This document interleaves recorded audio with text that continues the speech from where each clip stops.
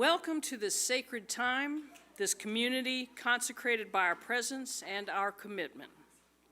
I am R.K. Young, and I'm a member of UUTC.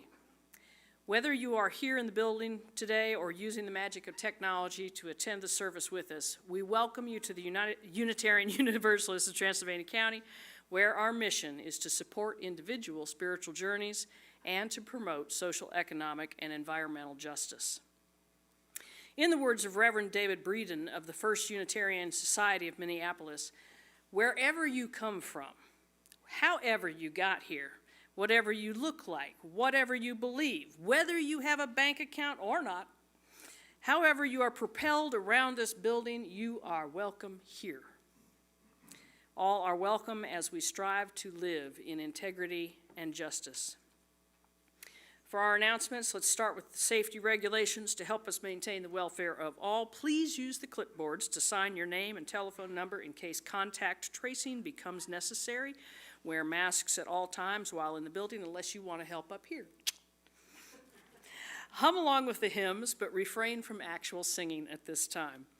When the service ends, exit the building quickly to allow for complete air exchange. Parents, if you have children down the hall, you are allowed to sneak back and get them.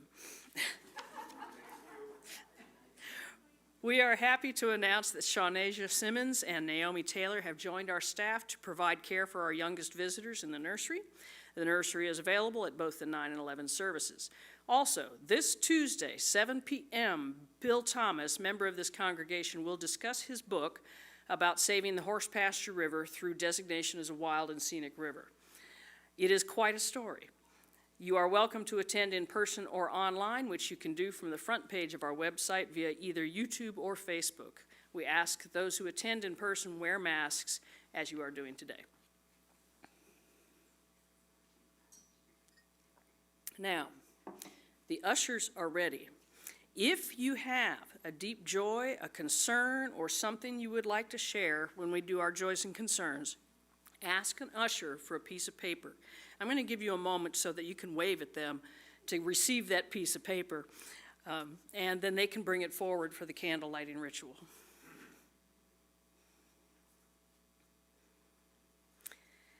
Our opening words this morning are from Henri Nouwen, who was a Dutch Catholic priest and theologian. Solitude is very different from a time out from our busy lives. Solitude is the very ground from which community grows. Whenever we pray alone, study, read, write, or simply spend quiet time away from the places where we interact with each other directly, we are potentially opened for a deeper intimacy with each other.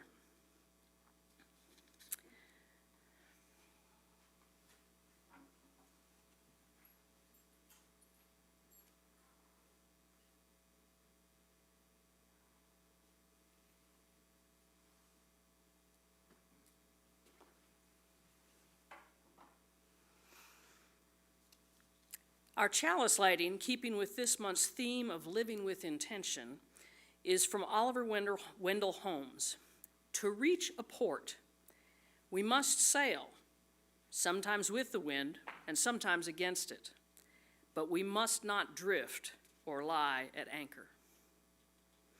Our first hymn this morning is number 347, Gather the Spirit, and I've asked the Cowies to come up here and help me with this.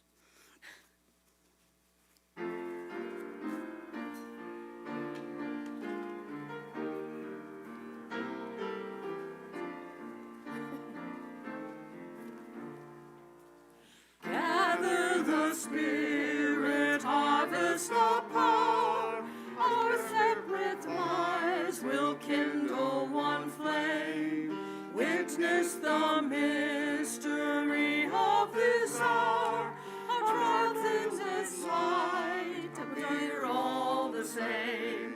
Gather in peace, gather in thanks, gather in sympathy now and then. Gather in hope, compassion and strength, gather to celebrate once again. Gather the spirit of heart and mind.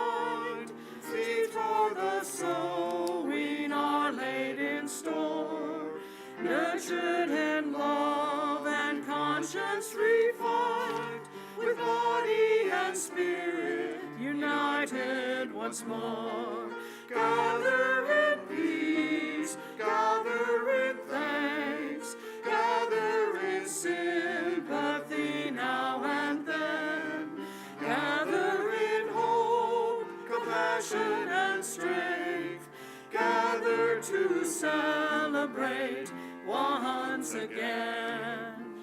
Gather the Spirit growing in all, drawn by the moon and fed by the sun, winter to spring and summer to fall, the chorus of life resounding as one. Gather in peace, gather in thanks, gather in sympathy now and then, gather in hope, compassion and strength, gather to celebrate once again. Thank you, guys.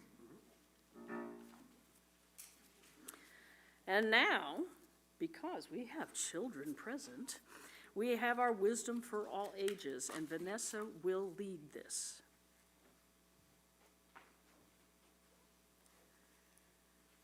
Well, good morning, and I hope I have some wisdom for you. I know Reverend Rob has wisdom for us in, well, my old church, we called it the big church upstairs, but you just go down the hall for your classes. I think what he's going to talk about is how things that seem bad and sad and frustrating and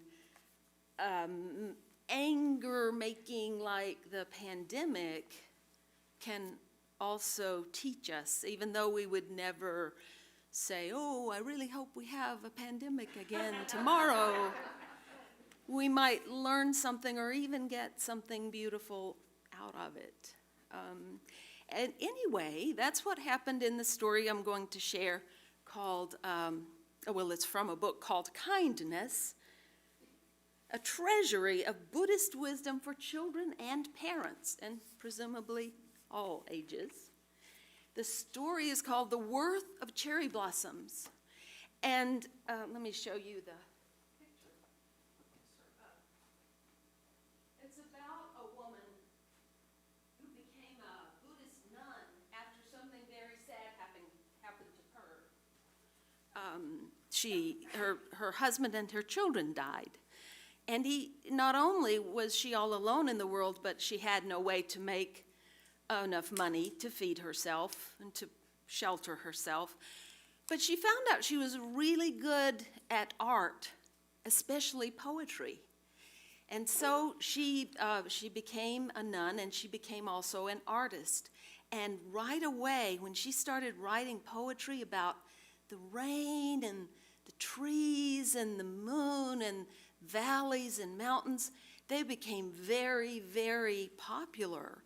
And she had to move around from town to town just so she wasn't hemmed in and crowded by all the people who were her fans. It was 200 years ago, so they didn't call them fans, but it was like that. She also didn't keep the money that she earned from her poems that were so famous and that people wanted to pay so much money for. She intended, that was her intention, to share the money with whoever needed it most. And so she would give to the poor and give to the hungry. And sometimes she'd be walking down the street and see someone who was cold and didn't have a warm coat, and she would take off her warm kimono and give it to them. Once, a robber broke into her house at night, and she lit a lamp so the robber would not trip on things and stumble and get hurt in the dark. And then she made a pot of tea and shared it with the robber while she asked, "So tell me about your life. Tell me what made it so hard that you wanted to rob." Well, one day, the woman's name was Rengetsu. One day Rengetsu was hiking toward a place that she thought would inspire more poems in the mountains. She walked up the path, and there weren't many people living around. She walked, and it was hard. And she had gone all the way until lunchtime, and she hadn't seen another person. But she continued on, and it began to get dark, and she was very tired. Finally came to a small settlement where there were a few houses and one little inn, one little place where she knocked on the door and said, "Can I stay here tonight? Do you have a bed?" They said, "Oh no, we don't have a place for you. We're much too crowded. Go away." Well, Rengetsu wasn't discouraged. She remembered that she had passed a little ways down the road an old orchard that nobody used anymore, used to grow cherry trees. And she remembered that it seemed like nobody was tending it, and she could probably lie down under the trees and get some shelter. So she went back there, and she found a nice place with soft grass and lay down and went to sleep. And she slept very peacefully until a bright light awakened her, and she saw that it was the moon shining through a haze. Let me get just a little closer.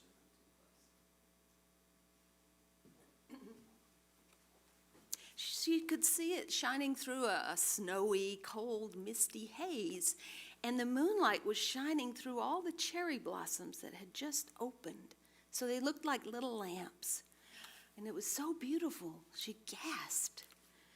And she bowed toward the village because she said, "You have given me a gift by not giving me a place to sleep tonight.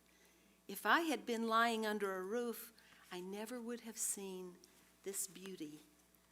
And she said, "Thank you." And so she found something beautiful even in that hard time. Thank you for listening. And now, Candace, am I right that you're leading the children? Cadence? I'm sorry, Cadence. I knew better. If the rest of us would rise as you're willing and able, and you know the drill.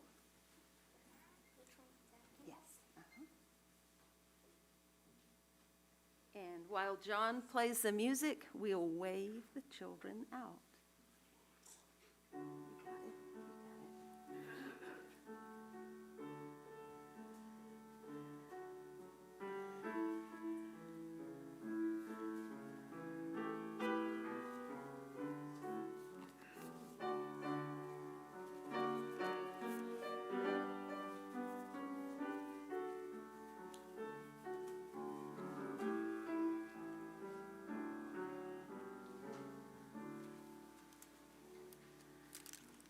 Thank you, Vanessa.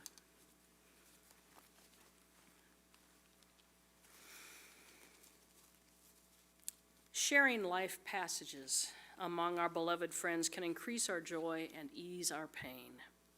We now pause to honor milestones and recognize those who need our healing thoughts. Was there anyone who needed a slip of paper that the usher can bring that to us? Or are we good?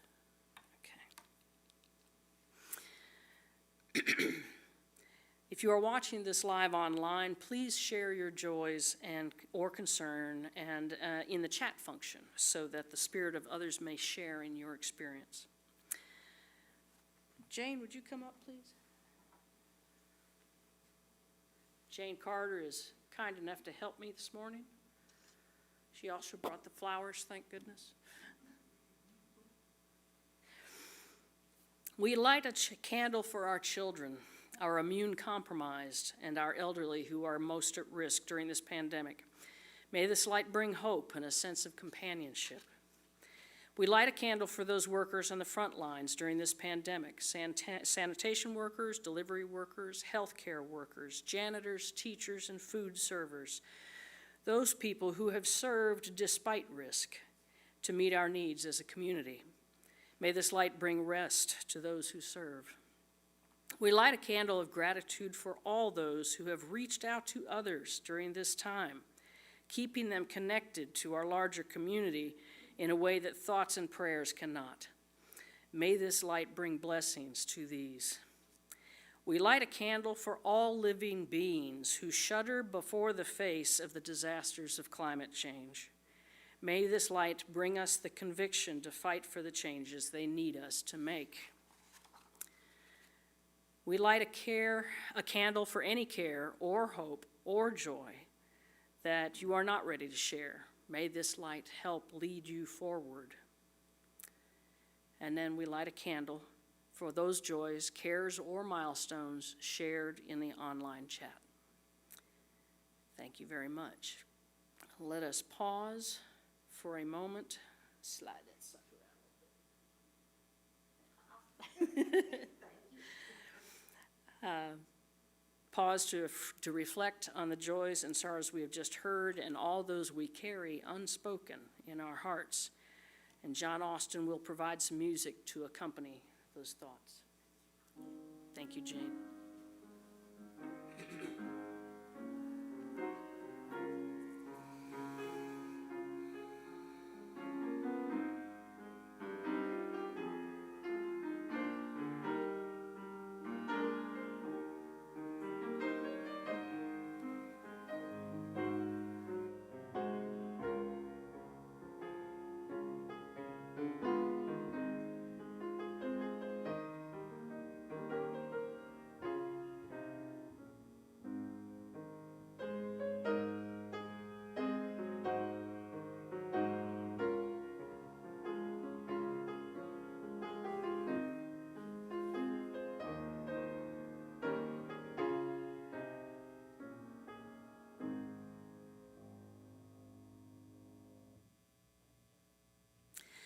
Generosity can be a spiritual, moral, or ethical discipline.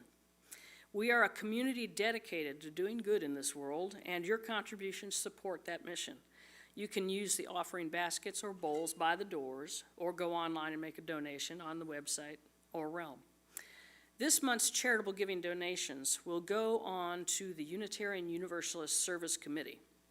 UUSC advances human rights and social justice around the world, partnering with those who confront unjust power structures and mobilizing to challenge oppressive policies. Their work is grounded in the first principle of Unitarian Universalism, the belief that all people have inherent power and dignity. If you wish to support this organization that works around the world, use one of the envelopes in the baskets to contain your gift separate from the other gifts. Know that your gifts are received with great gratitude. Thank you.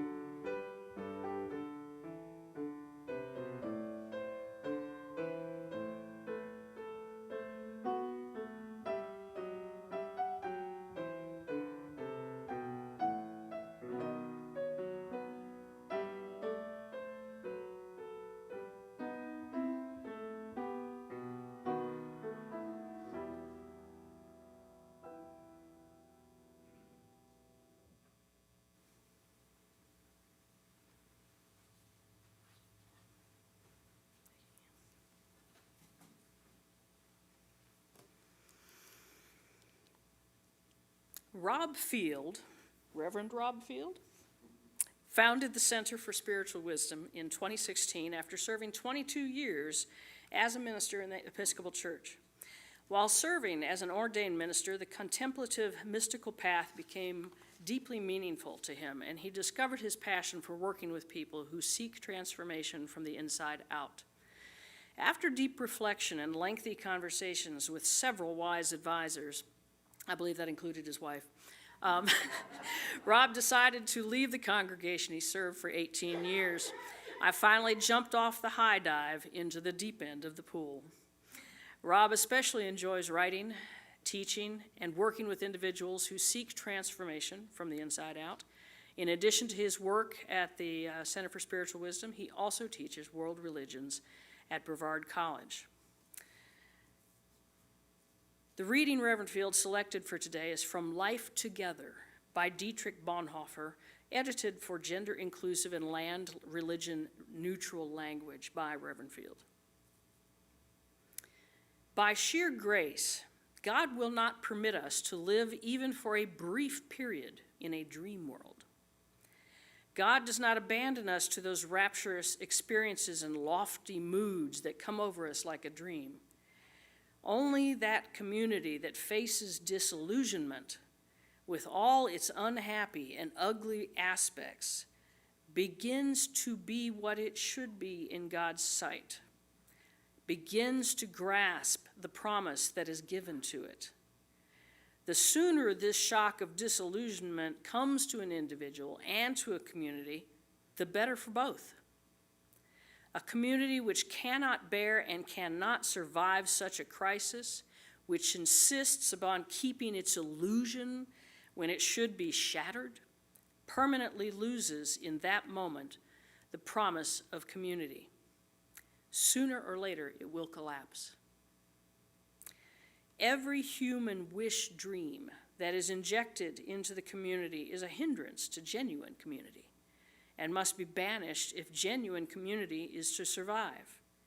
He or she who loves his or her dream more than the community itself becomes a destroyer of the community, even though his or her personal intentions may be ever so honest and earnest and sacrificial.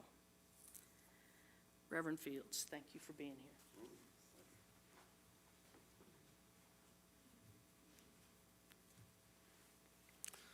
Thank you, RK, and your warmth and the wonderful way you've led worship until now is just an indication of all the other warmth and generosity I've received, from Reverend Bob's invitation to come and speak, Vanessa and the rest of the worship team, and the wonderful job all of you have done. So thanks to all of you.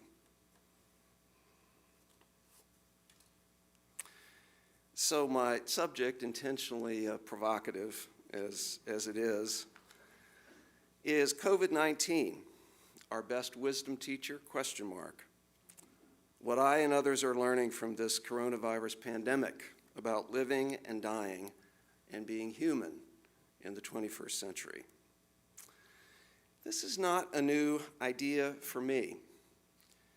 Some years, well, actually I should just say some months into the pandemic, I think it was July 2020, we at Center for Spiritual Wisdom hosted a webinar with a panel of speakers with the title, Coronavirus as Wisdom Teacher.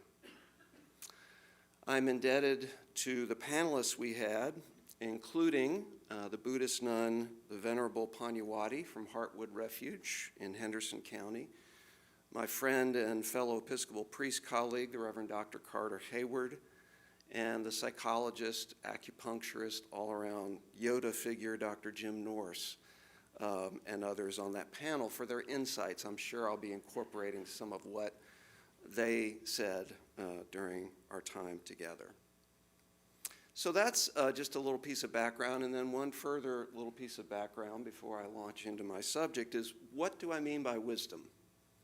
If we could, in some way, think of the pandemic as a source of wisdom, what am I talking about?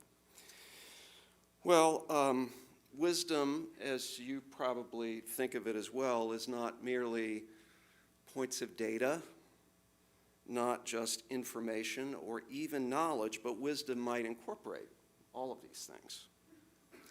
I think of wisdom as whole person knowing, holistic knowing, with the potential to change things, to change us, to change relationships, to change communities, to even transform the wider world. Spiritual wisdom, that phrase that I chose to put in the name of the nonprofit that I founded and now direct. Spiritual wisdom is the fruit of non-dualistic religion and spirituality. It's a deep understanding of what's truly important in life, often derived from the texts and the practices of the world's great religious and spiritual traditions. As you have probably thought yourself, wisdom can't be limited by things like academic degrees, religious authority, or religious dogma. In fact, many people have learned wisdom as the result of either great suffering, great love, or both, as one of my teachers, the Franciscan friar, Father Richard Rohr, frequently says. Now, I don't know anyone, including myself, who welcomes suffering. Vanessa, you said it so well in the lead-in to your introduction to the time of wisdom we had earlier. But certainly suffering can be the source of deep wisdom if our intention is to look for wisdom to come from it. So this is the sense in which I'm speaking about the coronavirus pandemic as a teacher of wisdom, an unwelcome, uninvited, certainly potentially deadly, paradoxical teacher.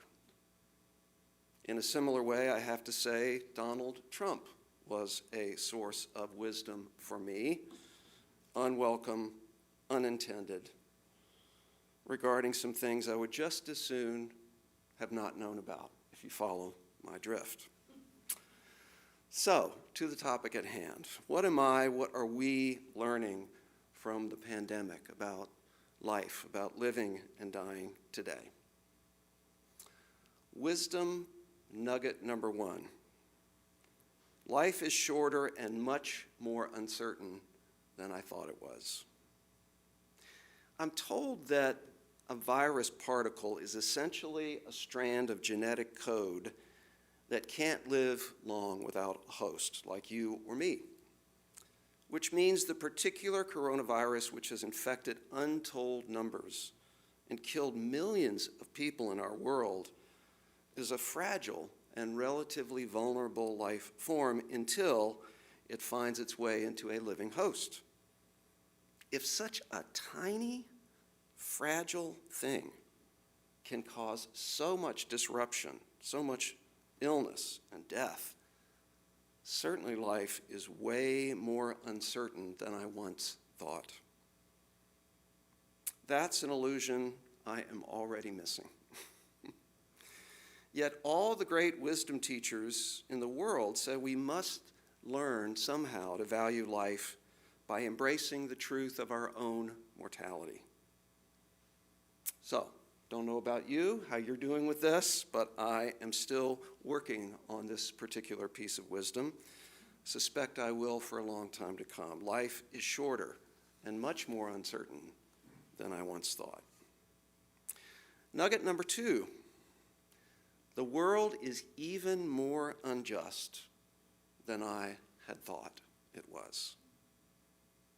If nothing else taught me the essential unfairness and inequity of our society and many other societies and nations around the world, this pandemic certainly did. My wife and I both work at Brevard College. She's full-time in their food service, and I teach part-time in the religion department, as RK said in her introduction. I believe the college has done an excellent job managing the health risks during the pandemic. But I have had my eyes opened in regard to the dilemma faced by so-called essential workers in high-risk situations, especially those who work in low-paying jobs with few benefits and little or no job security. No wonder so many people working thankless jobs are quitting. I don't blame them. It's a sad commentary on the lack of equity in the American workplace. Equally sad is the injustice of our so-called healthcare system, air quotes for that, which the pandemic has brought fully into the light. It will be such a great day when our country evolves in our consciousness to the point in which we declare equal access to decent health care for all people a fundamental human right.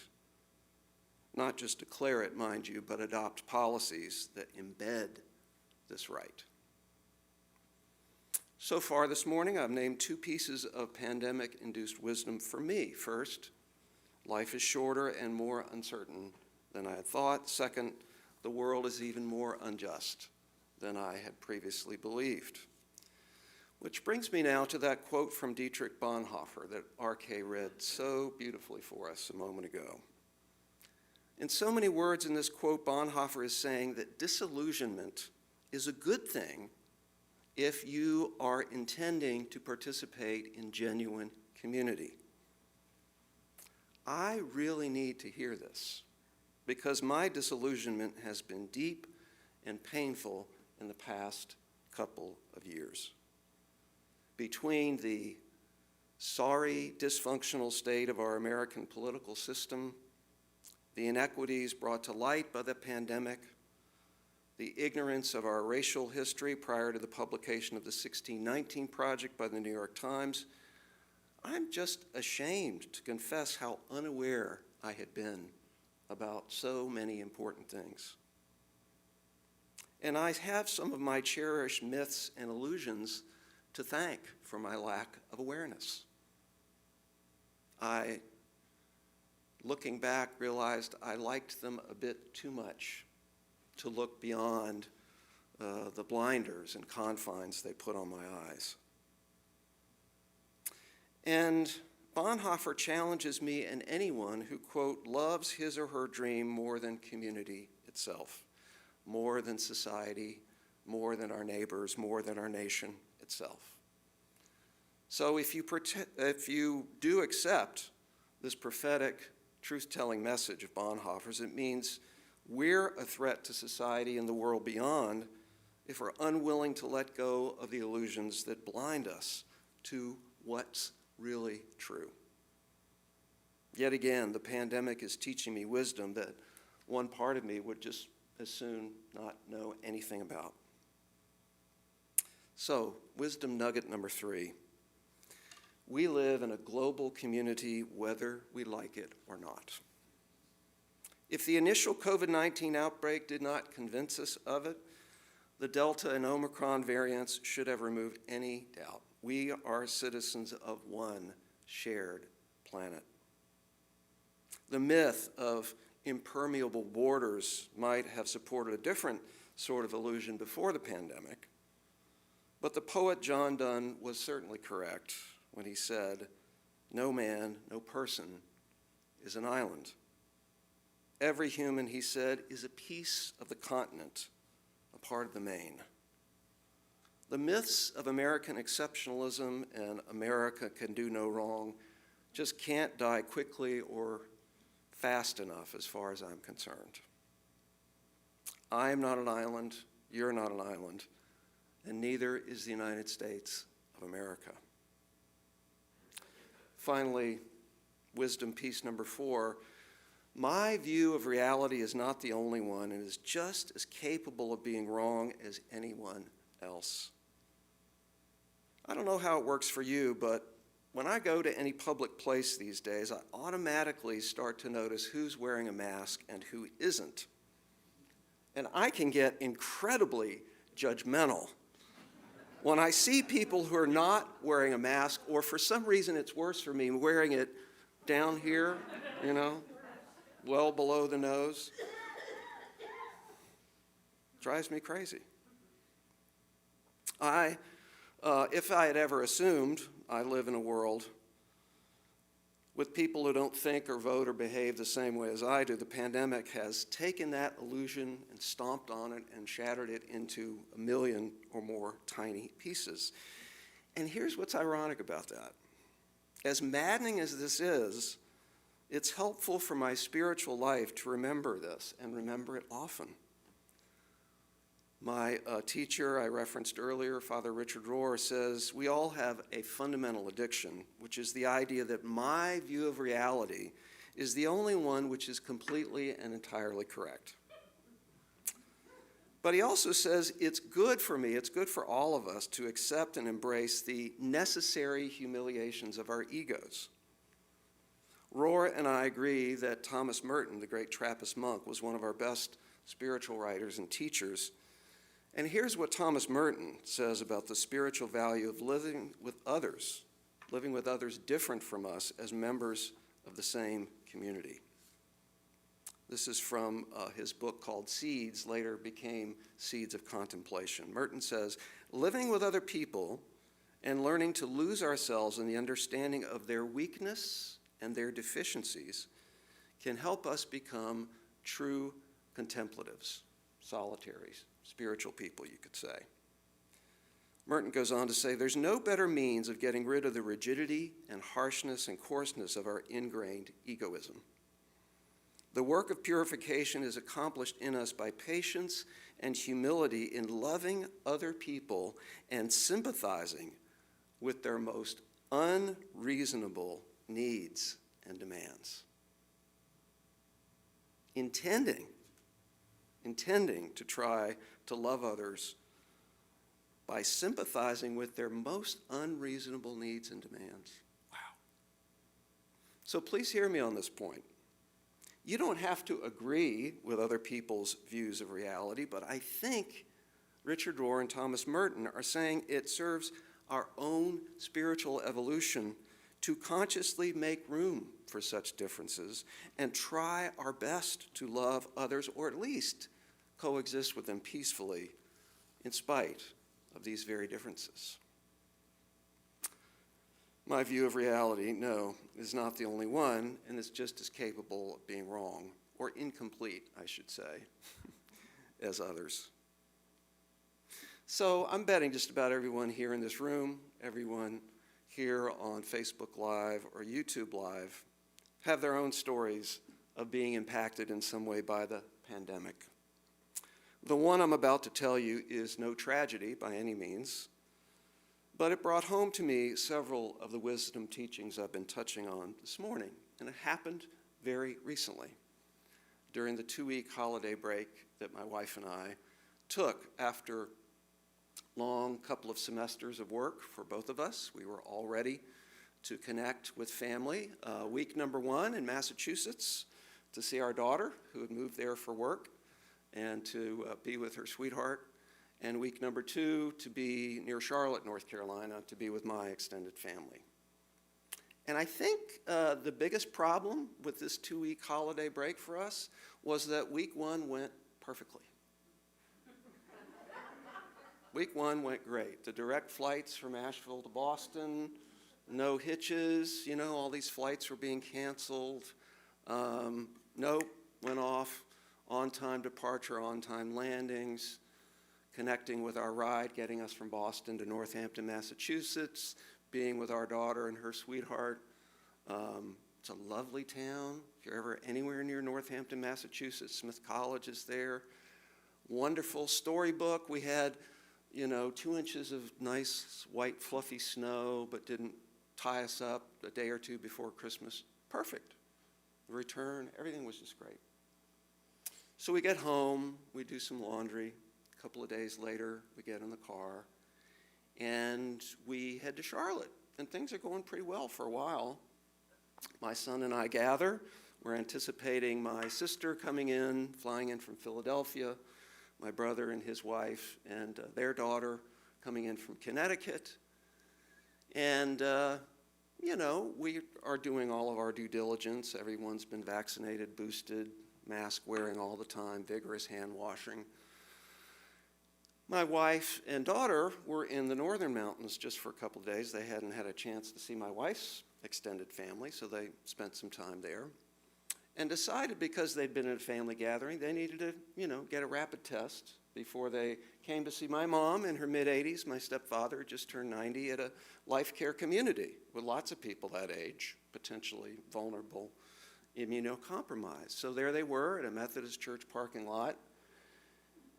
And my wife got her rapid test result negative, and my daughter, who is incredibly knowledgeable about COVID, did contact tracing for some of her social work, field placement work, tested positive.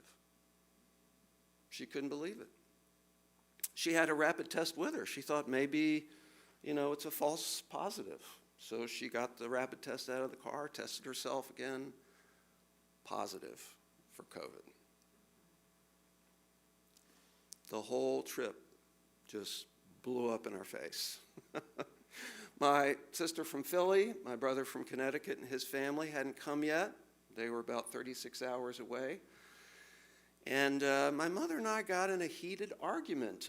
She wanted to call them, give them the news. I said, wait, I've got more information. Mom, I'd like to call my brother and sister, tell them this. Oh, she couldn't wait. I got really mad at her. I eventually talked to my brother and sister, tried to persuade them. There's been no contact with Mom. My wife and daughter hadn't set foot in the life care community, no contact, no foul. They're going home. The rest of us can still gather. Oh, no. Oh, no. My view of reality, my view of what needed to happen did not prevail. And I had another necessary humiliation of the ego, thanks to the coronavirus pandemic. And so my daughter and wife moved home. My COVID-positive daughter, moved to the basement and kept the door closed and was given a food tray when it was time for her to eat. Quarantined there, luckily could telecommute to her job. One of those jobs that doesn't give her enough time off, and so they said, if you feel well enough to do your work, then telecommute. You have to do your work. My son and I came back from Charlotte, spent a couple of nights in our brand new Holiday Inn Express in Brevard. Yeah, that was fun. Then somebody else took pity on me and said you could stay in our guest bedroom, while you're doing all your social distancing. The moral of the story is, my friends, I have learned a lot from this awful scourge we're still trying to live through. There are pieces of wisdom to be learned, such as I'm not in charge, I'm not in control. I live in a world that's very uncertain, and I'm continually reminded that I share this world, this beautiful, crazy, upside-down world, with people who don't think, perceive the world, or behave as I think they should. And in a very strange twist of fate, I have our shared struggle and circumstance through the pandemic to thank for these pieces of wisdom. Peace, blessings, and joy to you all. Okay.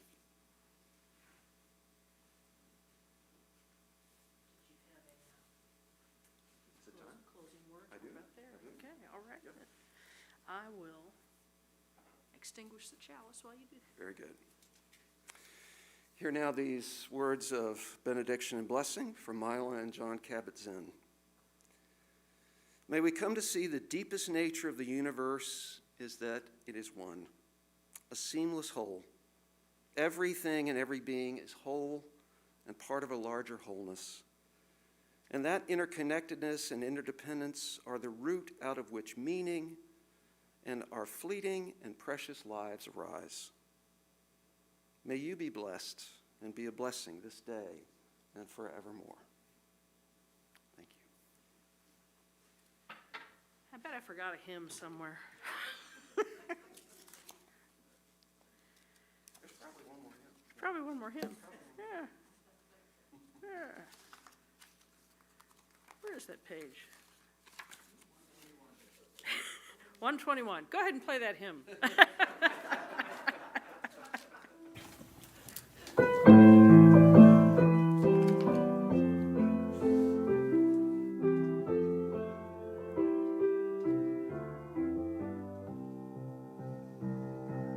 We'll build a land where we bind up the broken. We'll build a land where the captives hearts go free, where the oil of gladness dissolves all mourning. Oh, we'll build a promised land that can be. Come, build a land where sisters and brothers, anointed by God, may then create peace, where justice shall roll down like waters, and peace like an ever-flowing stream. We'll build a land where we bring the good tidings to all the afflicted and all those who mourn, and we'll give them garlands instead of ashes. Oh, we'll build a land where peace is born. Come, build a land where sisters and brothers, anointed by God, may then create peace, where justice shall roll down like waters, and peace like an ever-flowing stream. We'll build a land, building up ancient cities, raising up devastations from old, restoring ruins of generations. Oh, we'll build a land of people so bold. Come, build a land where sisters and brothers, anointed by God, may then create peace, where justice shall roll down like waters, and peace like an ever-flowing stream. Come, build a land where the mantles of praises resound from spirits once faint and once weak, where like oaks of righteousness stand her people. Oh, come, build the land, my people we seek. Come, build a land